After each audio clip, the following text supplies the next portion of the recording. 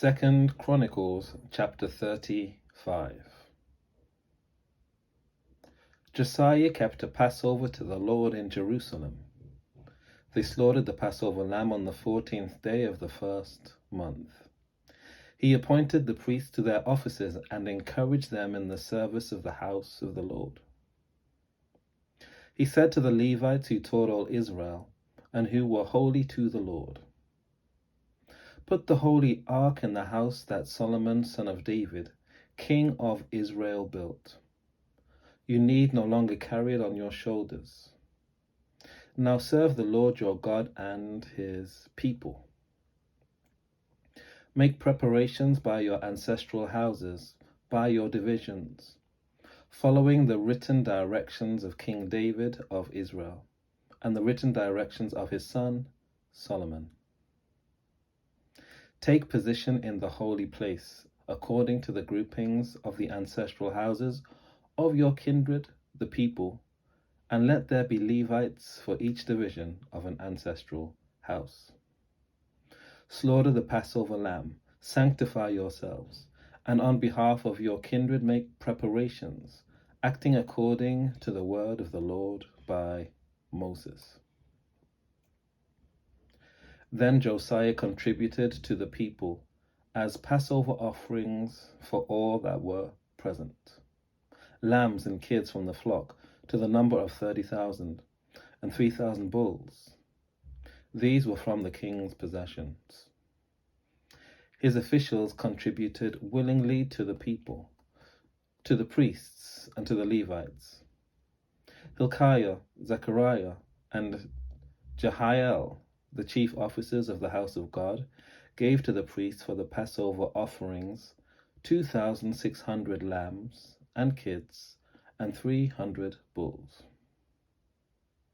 Conaniah also, and his brothers Shemaiah and Nethanel, and Hashbiah and Jeiel, and Jozbad, the chiefs of the Levites, gave to the Levites for the Passover offerings 5,000 lambs and kids and 500 bulls. When the service had been prepared for, the priests stood in their place, and the Levites in their divisions according to the king's command. They slaughtered the Passover lamb, and the priests dashed the blood that they received from them, while the Levites did the skinning. They set aside the burnt offerings so that they might distribute them according to the groupings of the ancestral houses of the people, to offer to the Lord, as it is written in the book of Moses. And they did the same with the bulls. They roasted the Passover lamb with fire according to the ordinance, and they boiled the holy offerings in pots, in cauldrons, and in pans, and carried them quickly to all the people. Afterward, they made preparations for themselves and for the priests, because the priests, the descendants of Aaron, were occupied in offering the burnt offerings and the fat parts until night. So the Levites made preparations for themselves and for the priests, the descendants of Aaron. The singers, the descendants of Asaph, were in their place according to the command of David, and Asaph and Haman, and the king's seer Jeduthun.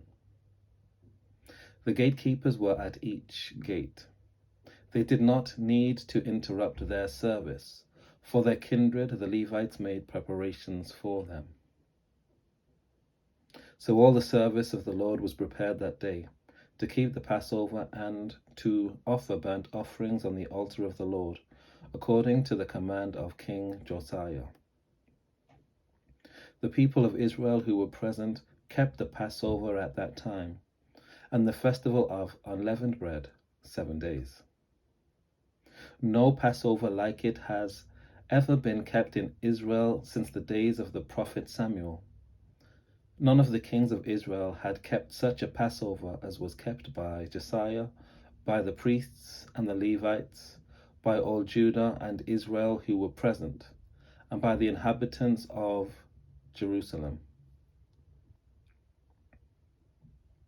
In the 18th year of the reign of Josiah, this Passover was kept.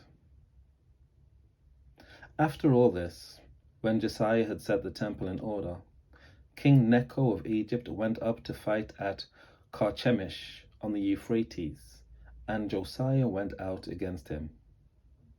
But Necho sent envoys to him, saying, "What have I to do with you, King of Judah? I am not coming against you today, but against the house with which I am at war, and God has commanded me to hurry.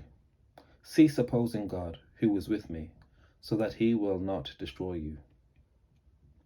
But Josiah would not turn away from him, but disguised himself in order to fight with him. He did not listen to the words of Necho from the mouth of God, but joined battle in the plain of Megiddo. The archers shot King Josiah, and the king said to his servants, "Take me away, for I am badly wounded." So his servants took him out of the chariot and carried him in his second chariot and brought him to Jerusalem. There he died and was buried in the tombs of his ancestors. All Judah and Jerusalem mourned for King Josiah. Jeremiah also uttered a lament for Josiah, and all the singing men and the singing women have spoken of Josiah in their laments to this day. They made these a custom in Israel. They are recorded in the laments. Now the rest of the acts of Josiah and his faithful deeds in accordance with what is written in the law of the Lord, and his acts, first and last, are written in the book of the kings of Israel and Judah. 2 Chronicles, chapter 36. The people of the land took Jehoahaz, son of Josiah, and made him king to succeed his father in Jerusalem. Jehoahaz was 23 years old when he began to reign. He reigned 3 months in Jerusalem. Then the king of Egypt deposed him in Jerusalem, and laid on the land a tribute of 100 talents of silver and 1 talent of gold. The king of Egypt made his brother Eliakim king over Judah and Jerusalem, and changed his name to Jehoiakim. But Necho took his brother Jehoahaz and carried him to Egypt. Jehoiakim was 25 years old when he began to reign. He reigned 11 years in Jerusalem. He did what was evil in the sight of the Lord his God. Against him King Nebuchadnezzar of Babylon came up, and bound him with fetters to take him to Babylon. Nebuchadnezzar also carried some of the vessels of the house of the Lord to Babylon, and put them in his palace in Babylon. Now the rest of the acts of Jehoiakim and the abominations that he did, and what was found against him, are written in the book of the kings of Israel and Judah. And his son Jehoiachin succeeded him. Jehoiachin was 8 years old when he began to reign. He reigned 3 months and 10 days in Jerusalem. He did what was evil in the sight of the Lord. In the spring of the year, King Nebuchadnezzar sent and brought him to Babylon, along with the precious vessels of the house of Judah, and made his brother Zedekiah king over Judah and Israel. Zedekiah was 21 years old when he began to reign. He reigned 11 years in Jerusalem. He did what was evil in the sight of the Lord. He did not humble himself before the prophet Jeremiah, who spoke from the mouth of the Lord. He also rebelled against King Nebuchadnezzar, who had made him swear by God. He stiffened his neck and hardened his heart against turning to the Lord, the God of Israel. All the leading priests and the people also were exceedingly unfaithful, following all the abominations of the nations, and they polluted the house of the Lord that he had consecrated in Jerusalem. The Lord, the God of their ancestors, sent persistently to them by his messengers, because he had compassion on his people and on his dwelling place. But they kept mocking the messengers of God, despising his words and scoffing at his prophets, until the wrath of the Lord against his people became so great that there was no remedy. Therefore, he brought up against them the king of the Chaldeans, who killed their youths with the sword in the house of their sanctuary, and had no compassion on young man or young woman. The aged or the feeble, he gave them all into his hand. All the vessels of the house of God, large and small, and the treasures of the house of the Lord, and the treasures of the king and of his officials, all these he brought to Babylon. They burned the house of God, broke down the wall of Jerusalem, burned all its palaces with fire, and destroyed all its precious vessels. He took into exile in Babylon those who had escaped from the sword, and they became servants to him and to his sons until the establishment of the kingdom of Persia, to fulfill the word of the Lord by the mouth of Jeremiah, until the land had made up for its Sabbaths. All the days that it lay desolate, it kept Sabbath to fulfill 70 years.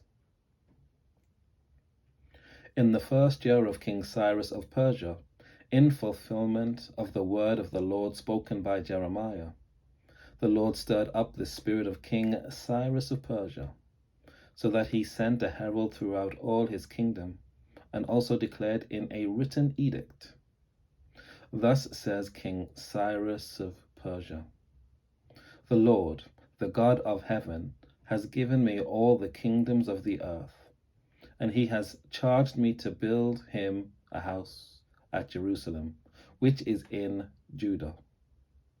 Whoever is among you, of all his people, may the Lord his God be with him. Let him go up."